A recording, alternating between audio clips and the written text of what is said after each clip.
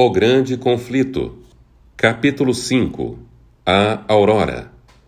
Deus não permitiu que sua palavra fosse totalmente destruída. Em diferentes países da Europa, o Espírito de Deus levou as pessoas a buscar a verdade como um tesouro escondido. Ele as guiou às Sagradas Escrituras, e elas estavam dispostas a aceitar a luz a qualquer preço que precisassem pagar. Embora não vissem tudo com clareza, o Espírito as ajudou a compreender muitas verdades ocultas por bastante tempo.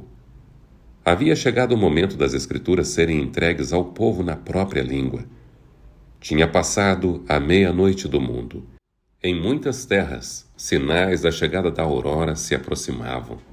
No século XIV, surgiu na Inglaterra a estrela da manhã da Reforma.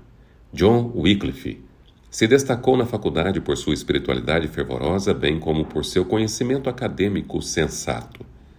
Educado na filosofia escolástica, nas leis da igreja e na lei civil, ele se preparou para tomar frente na grande luta por liberdade civil e religiosa.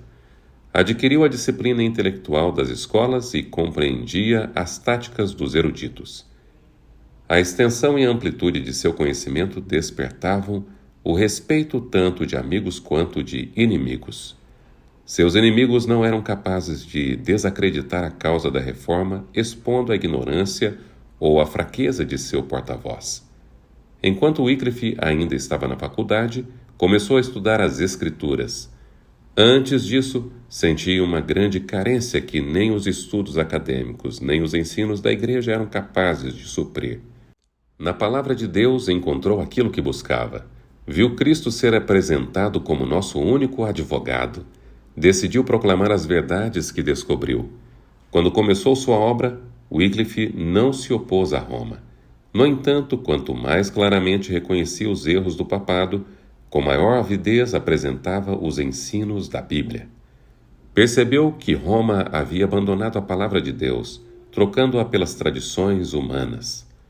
Sem temor, Wycliffe acusava o sacerdócio de haver abandonado as Escrituras e exigia que a Bíblia fosse restaurada ao povo e a sua autoridade estabelecida na Igreja novamente.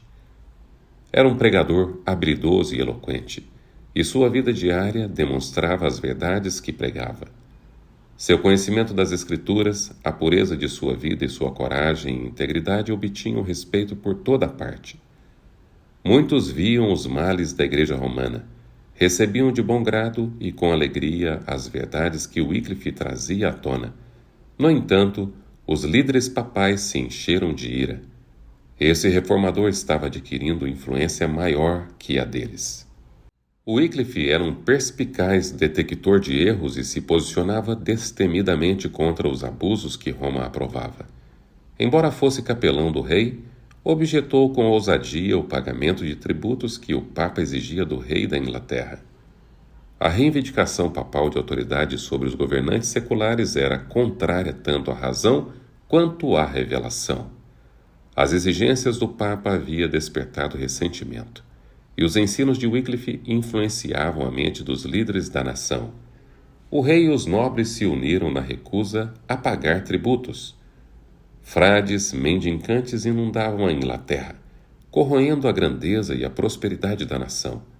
A vida ociosa dos monges e a mendicância não só consumiam os recursos do povo, como também provocavam desprezo pelo trabalho útil. Os jovens foram desmoralizados e se corromperam. Muitos eram persuadidos a se dedicar à vida monástica não só sem o consentimento dos pais, mas até mesmo sem o conhecimento destes e contra suas ordens. Por meio dessa desumanidade monstruosa, conforme Lutero denominou mais tarde, assemelhando-se mais ao lobo e ao tirano que ao cristão e ao ser humano, o coração dos filhos foi colocado contra o dos pais. Os monges enganavam até alunos das universidades e os persuadiam a se unir às suas ordens. Após serem apanhados na armadilha, era impossível se livrar. Muitos pais se recusavam a enviar os filhos para as universidades. As escolas entraram em declínio e a ignorância prevalecia. O Papa dera poder a esses monges para ouvir confissões e conceder perdão, uma grande fonte de mal. Os frades ávidos por dinheiro estavam tão dispostos a conceder perdão que os criminosos os procuravam, e os piores vícios cresceram rapidamente. Doações que deveriam ajudar os pobres e doentes iam para os monges. A riqueza dos frades crescia constantemente. Suas construções magníficas e mesas luxuosas e fartas tomavam ainda mais óbvia a pobreza crescente da nação. Entretanto, os frades continuavam a se aproveitar do povo supersticioso e levá-lo a crer que todos os deveres religiosos consistiam em reconhecer a supremacia do papado. Adorar os santos e fazer doações aos monges, essa seria a maneira segura de garantir um lugar no céu. Wycliffe, com clara inteligência, chegou à raiz do problema, declarando que o sistema em si era falso e deveria ser abolido. Seus esforços despertaram discussões e questionamentos. Muitos começaram a se indagar se não deveriam pedir perdão a Deus em vez de procurar o Papa de Roma. Os monges e sacerdotes de Roma diziam: estão nos consumindo como câncer. Deus precisa nos livrar, caso contrário o povo perecerá. Os monges mendicantes afirmavam estar seguindo o exemplo do Salvador. Diziam que Jesus e seus discípulos eram sustentados por doações das pessoas. Essa alegação levou muitos à Bíblia a fim de aprender a verdade por si mesmos. Wycliffe começou a escrever e publicar tratados contra os frades, chamando o povo a conhecer os ensinos da Bíblia e seu autor. Ele não poderia ter usado um meio mais eficaz para derrotar a gigantesca estrutura que o Papa havia edificado, no qual milhões eram mantidos cativos. Para defender os direitos da coroa inglesa dos abusos de Roma, Wycliffe foi nomeado embaixador real da Holanda. Ali entrou em contato com os religiosos da França, Itália e Espanha. Teve a oportunidade de ver os bastidores e descobrir muitas coisas que haviam sido ocultadas dele na Inglaterra. Nesses representantes da corte papal, interpretou o verdadeiro caráter da liderança da Igreja. Voltou para a Inglaterra a fim de retomar seus ensinos anteriores com maior zelo, declarando que o orgulho e o engano eram os deuses de Roma. Depois que Wycliffe voltou para a Inglaterra, o rei o nomeou reitor de Lutterworth. Isso lhe garantiu que seu discurso aberto não havia desagradado o rei. A influência de Wycliffe ajudou a moldar as crenças da nação. O Papa logo enviou trovoadas sobre ele, promulgando 3 editos, bulas que ordenavam ação imediata para silenciar o professor de heresias. A chamada das bulas papais colocou toda a Inglaterra sob a ordem de aprisionar o herege. Parecia certo que Wycliffe logo cairia diante da vingança de Roma. Contudo, o mesmo Deus que declarou a Abraão: não tenha medo, eu sou o seu escudo, Gênesis 15, verso 1, estendeu os braços para proteger seu servo. A morte sobreveio não ao reformador, mas ao Papa que havia ordenado sua destruição. A morte de Gregório XI foi sucedida pela eleição de 2 papas rivais. Cada um deles convocou seus fiéis a guerrear um contra o outro, fazendo cumprir suas exigências não apenas por meio de maldades terríveis contra os inimigos, mas também por promessas de recompensa no céu para quem os apoiasse. As facções rivais usaram todos os seus recursos para atacar uns aos outros e, por um tempo, Wycliffe teve paz.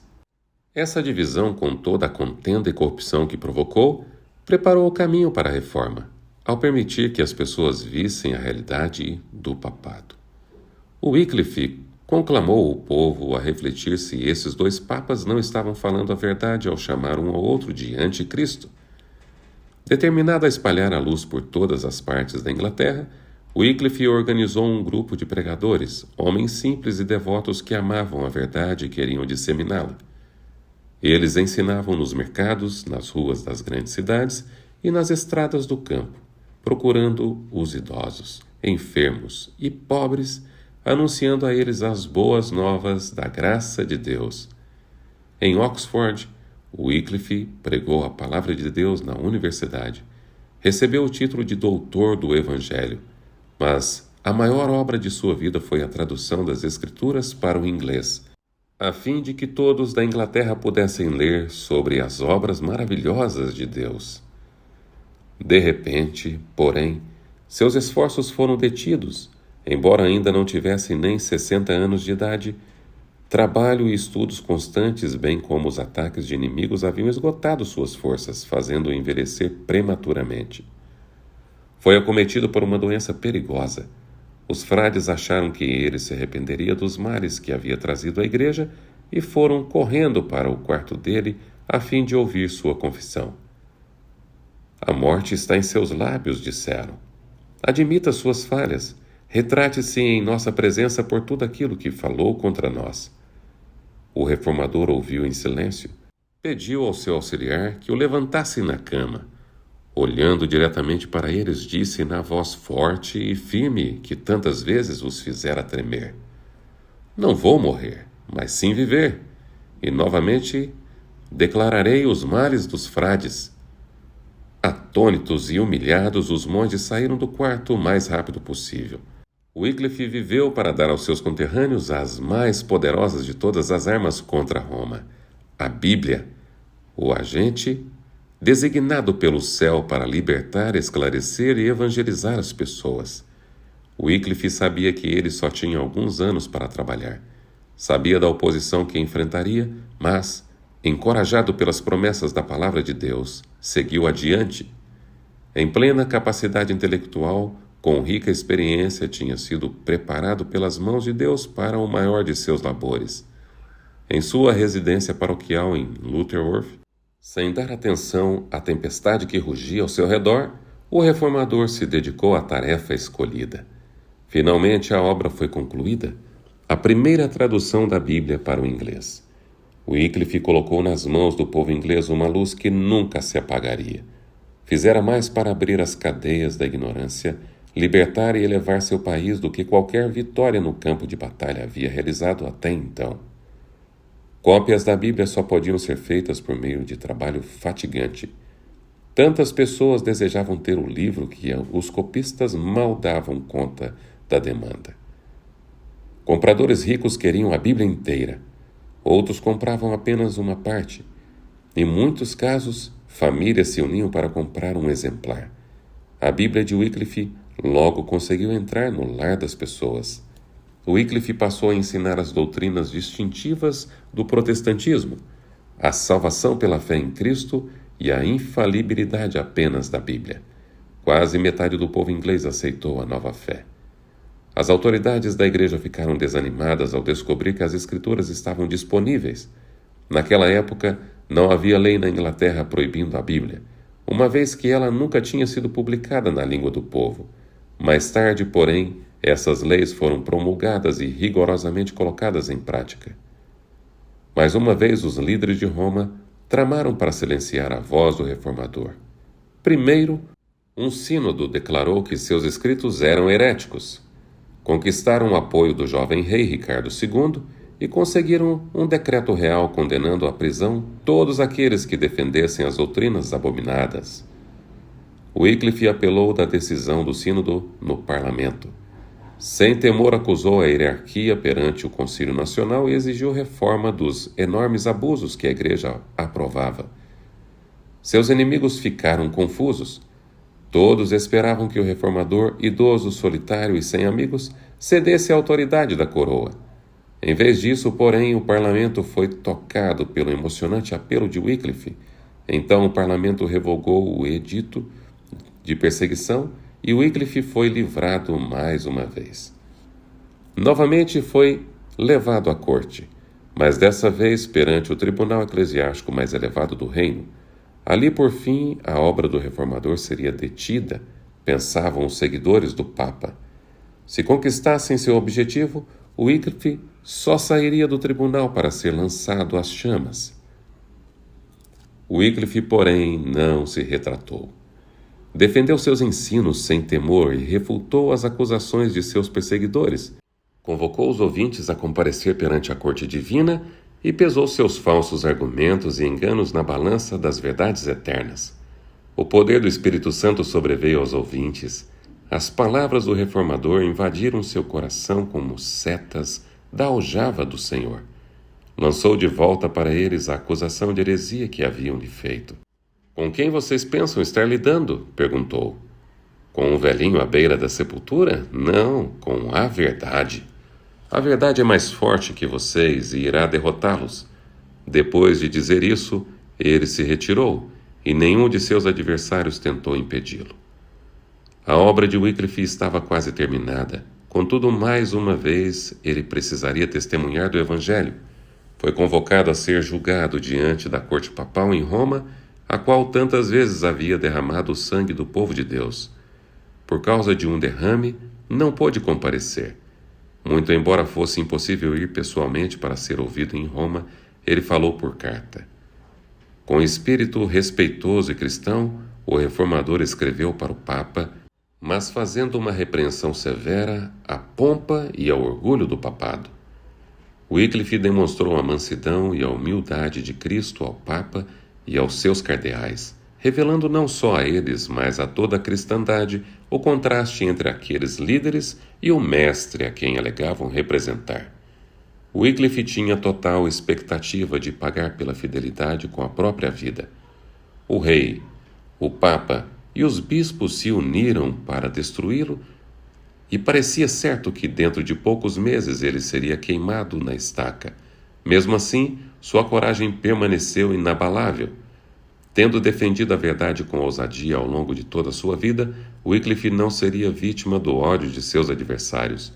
O Senhor tinha sido seu protetor, e agora, quando os oponentes de Wycliffe tinham a certeza de que iriam pegá-lo, a mão de Deus o tirou do alcance deles.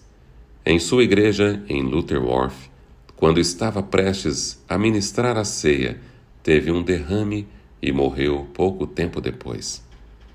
Deus colocou a palavra da verdade na boca de Wycliffe, protegeu sua vida e prolongou sua obra até ele alcançar os fundamentos da reforma.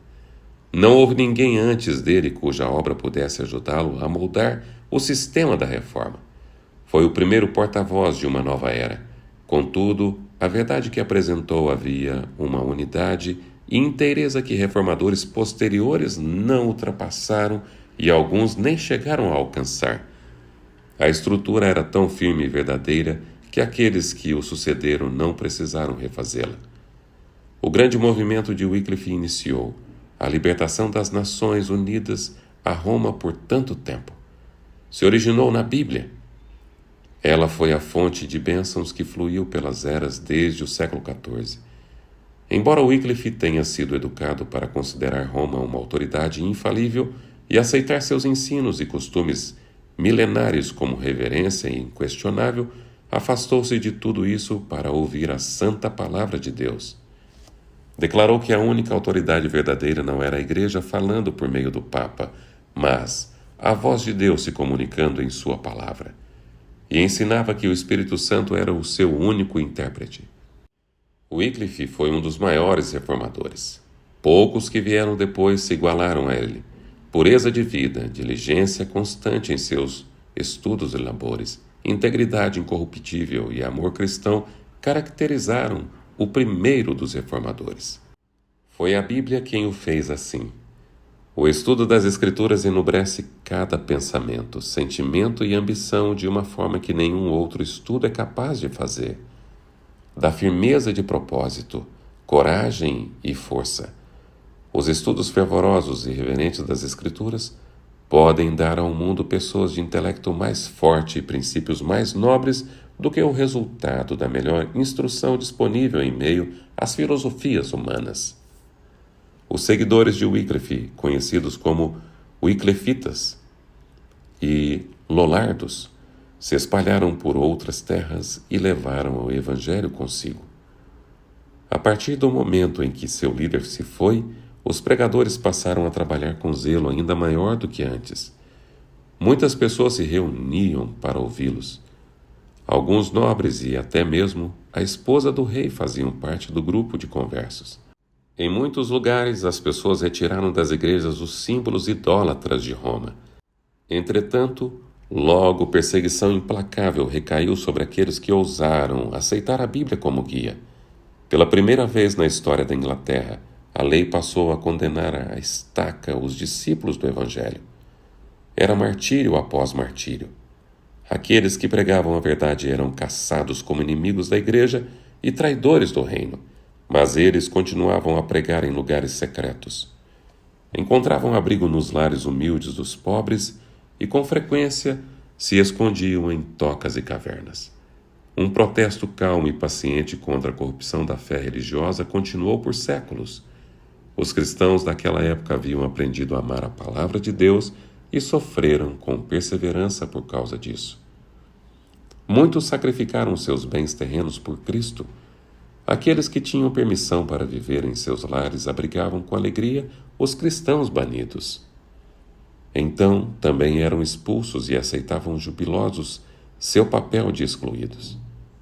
Muitos davam testemunho destemido em prol da verdade nas celas dos calabouços, em meio à tortura e às chamas, regozijando-se por serem considerados dignos de ter participação em seus sofrimentos. Filipenses 3, verso 10. O ódio dos defensores do Papa não se satisfez nem enquanto o corpo de Wycliffe repousava na sepultura. Mais de 40 anos após sua morte, desenterraram seus ossos. Então os queimaram em público e jogaram as cinzas em um riacho próximo. Um antigo escritor conta: esse riacho conduziu as cinzas ao rio Avon. O Avon as levou a Severn. O Severn a mares estreitos e os mares ao grande oceano. E assim as cinzas se tornaram um símbolo de sua doutrina, hoje espalhada pelo mundo inteiro. Por meio dos escritos de Wycliffe, John Hus, da Boêmia, renunciou ao mundo dos erros da Igreja Católica. Da Boêmia, a obra se difundiu para outras terras. A mão divina estava preparando o caminho para a grande reforma.